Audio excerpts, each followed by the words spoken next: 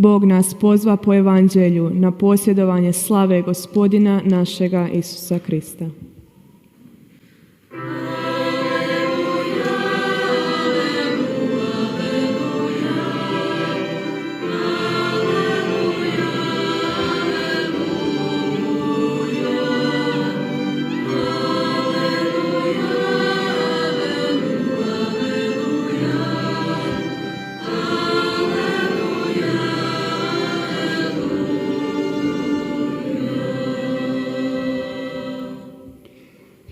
Gospodin s vama.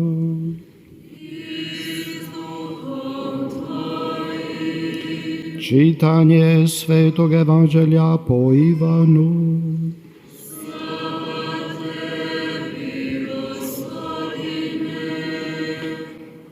U ono vrijeme bijaše svadba u Kani Galilejskoj, bila ondje Isusova majka. Na svadbu bijaše pozvan i Isus i njegovi učenici. Kad ponesta vina, Isusu će njegova majka, vina nemaju. Kaže joj Isus: ženo, što ja imam s tobom? Još nije došao moj čas. Na to će njegova mati poslužiteljima: što god vam rekne, učinite. A bijaše ondje Židovima za čišćenje 6 kamenih posuda od po 2 do 3 mjere. Kaže Isus poslužiteljima: napunite posude vodom, i napune ih do vrha. Tada im reče: zagrabite sada i nosite ravnatelju stola. Oni odnesu. Kad okusi vodu što posta vinom, a nije znao odakle je, znale su sluge koje zagrabiše vodu, ravnatelj stola pozove zaručnika i kaže mu: svaki čovjek stavlja na stol najprije dobro vino i kad se ponapiju, gore. Ti si čuvao dobro vino sve do sada. Tako u Kani Galilejskoj učini Isus prvo znamenje i objavi svoju slavu, te povjerovaše u njega njegovi učenici. Nakon toga siđe sa svojom majkom, s braćom i sa svojim učenicima u Kafarnaum, ondje ostadoše nekoliko dana. Riječ Gospodnja.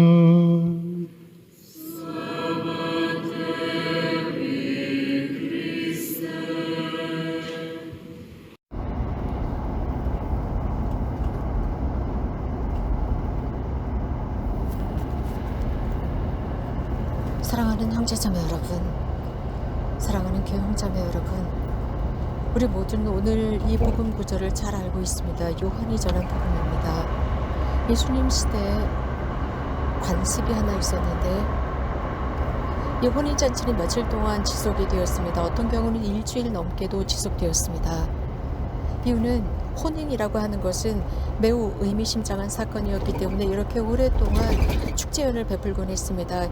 이 축제, 혼인잔치 준비 과정은 매우 길고 성대했습니다. 얼마나 많은 사람들이 올지, 그들은 이 오는 사람들을 위해서 음식과 음료를 아주 충분하게 넉넉하게 준비합니다.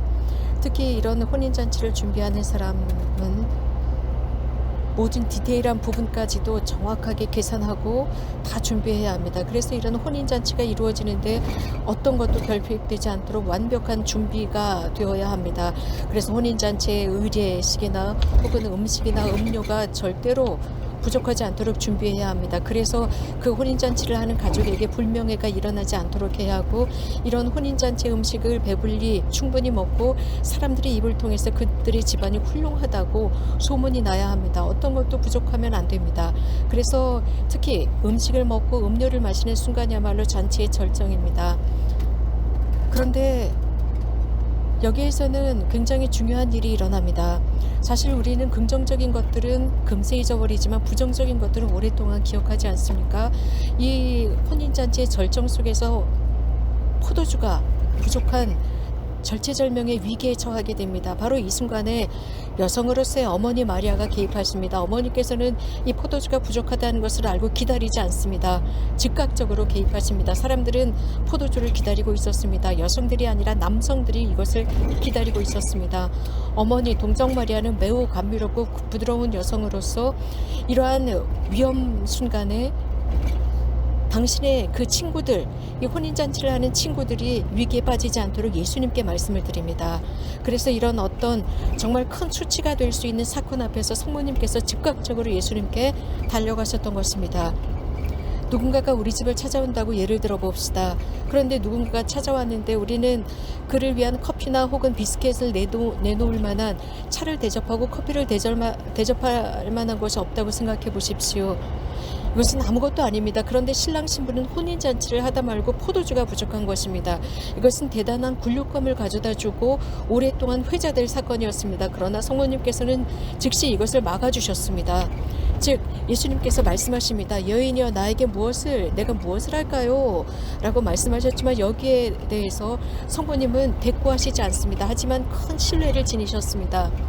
그리고 오히려 큰 신뢰를 담으시고 그 종들에게 저분이 무엇을 시키든 꼭 그분이 시키는 대로 하라라고 말씀하시게 됩니다. 이것이 요한복음에 등장하는 성모님의 마지막 말씀입니다. 이 메시지는 우리 모두를 위한 메시지입니다. 그날부터 성모님께서는 예수님을 따르십니다. 십자가에까지 따르십니다. 그래서 예수님의 그 시간까지 따르십니다. 저분이 시키는 일이라면 무엇이든지 해라 라고 하셨습니다. 여기서 아주 흥미로운 우리가 관심을 기울이면서 보아야 하는 것은 이 종들은 아무것도 묻지 않습니다. 예수님께나 마리아에게 묻지 않습니다. 예를 들어서 왜 그 물독에 물을 부어야 하느냐라고 묻지 않습니다. 누구도 예수님을 찾아가서 이것은 물독이지, 예를 들어서 이 물독은 사람들이 손을 씻기 위해서 물을 담아놓는 항아리이지 다른 것이 아니다 라는 이런 이야기를 하지 않습니다. 아무 말도 하지 않습니다. 단지 성모님께서 그들에게 미리 말씀해 주신 대로 예수님께서 시키는 대로 했습니다. 그리고 일어난 두 번째 사건은 예수님께서 그들에게 하신 명령인데 더 이상합니다. 즉, 그 물독에 물을 부어라 라고 하시고 그 물을 과방장에게 가져다 주라고 합니다. 과방장, 그는 이 물을 맛봅니다. 그리고 굉장히 맛있는 포도주라는 것을 알게 됩니다. 사실 물을 마시는 과방장, 그 모습은 매우 위험한 모습입니다. 여러분들 이런 경험을 해보셨는지 모르겠습니다. 과방장은 그 물을 마셨는데 이렇게 맛있는 포도주는 처음이다 라는 식으로 감탄을 합니다. 하지만 이 종들은 이 물이 어디에서 왔는지 알고 있었습니다. 어쩌면 그 물을 마시고 나서 그 종들을 조롱하려고 준비했을 수도 있습니다. 그러나 과방장의 말은 달랐습니다. 이 종들은 예수님께서 하신 그 일이 무슨 일인지 알았습니다. 물을 부었는데 그것이 포도주가 되었습니다. 예수님께서는 사실 그들은 예수님이 누군지 잘 몰랐습니다. 즉 하느님의 아들이심을 몰랐지만 단지 마리아, 성모님은 잘 알고 있었습니다. 성모님은 절대로 자신들에게 허튼 소리를 하시지 않는다는 것을 알았기 때문에 성모님께서 미리 말씀하신 대로 예수님이 시키는 대로 했습니다. 예수님의 긍정적인 면을 성모님은 알고 계셨고 어떤 활동을 알고 계시는지 알았습니다. 그렇기 때문에 이 종들은 시키는 대로 했습니다. 사실 그들은 한편으로는 마리아, 성모님의 말씀을 믿었습니다. 그리고 또 한편으로는 예수님께서 시키는 대로 했던 것입니다. 이 두 개가 기능을 발휘하게 됩니다. 이 종들은 성모님의 말을 믿었습니다. 왜냐하면 성모님과의 놀라운 관계를 알고 있었고 또한 또 성모님께서 하나님과 얼마나 긴밀한 관계를 맺고 있는지 알기 때문에 성모님의 말씀을 믿고 예수님께서 시키는 대로 순명을 하게 됩니다. 그리고 그 물독에 물을 부었습니다. 예수님께서는 이렇게 물을 포도주로 만들어 놓으셨고 그래서 그 혼인잔치가 끝날 때까지 그 포도주는 떨어지지 않았습니다. 정말 향긋한 포도주였습니다.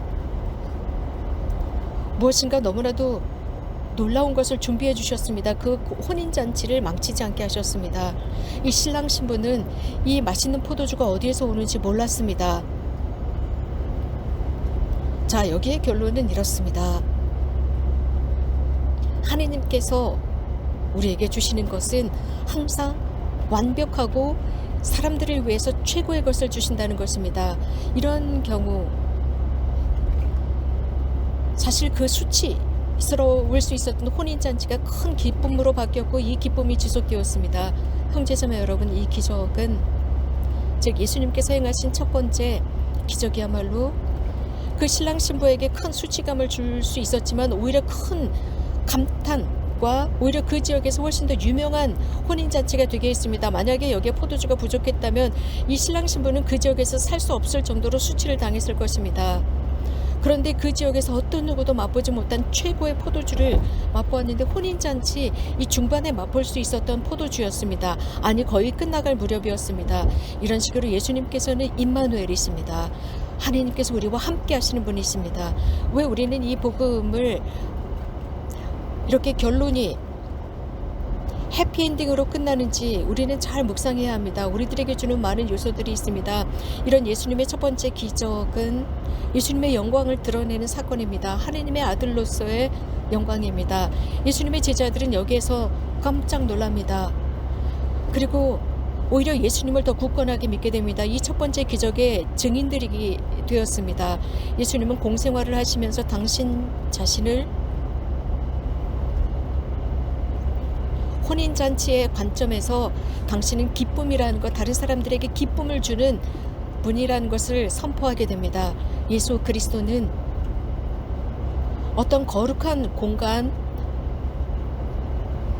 말이 흐르는 곳 혹은 기도가 있는 곳, 어떤 인간적인 그런 공간, 거룩한 장소가 아니라 매우 평범한 장소, 즉 혼인잔치에서 그분의 첫 번째 기적이 일어납니다.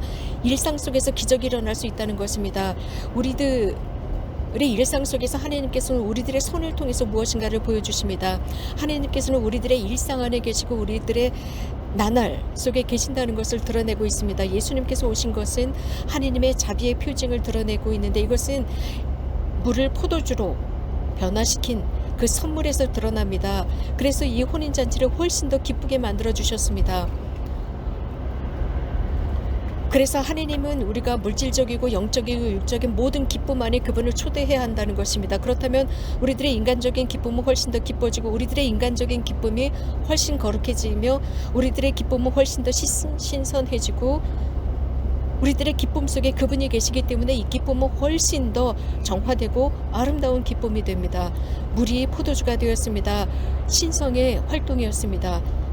포도주가 부족하다라고 하는 것은 하느님으로부터 멀리 떨어져 있는 사람들의 난관을 보여줍니다. 충만히 살지 못하는 사람들의 어려움을 보여줍니다. 예수님께서는 이런 불행을 보시고 우리들 가운데 오셨습니다. 그래서 그 기쁨의 충만함을 맛보도록 하십니다. 이러한 모든 것을 예수님께서는 가나안의 혼인잔치를 통해서 보여주고 계십니다. 예수님께서는 이러한 도구들을 충분히 가지고 계셨습니다. 아니 활용하셨습니다. 한번 상상해 봅시다. 거기에는 물독이 6개 있다고 했었는데 600리터 정도의 물이 들어가는 물독이었습니다. 그런 물독에 포도주로 변해있고 그 포도주는 어떤 누구도 맛보지 못한 맛있는 포도주였습니다. 그 포도주는 계속 거기에서 퍼낼 수 있었습니다. 주님과 함께할 때 우리는 끊임없이 기쁨을 퍼낼 수 있다는 것을 보여줍니다. 어머니 마리아와 함께할 때 우리는 그 사랑의 포도주를 늘 맛볼 수 있습니다. 아멘. 항상 주님을 찬미합시다.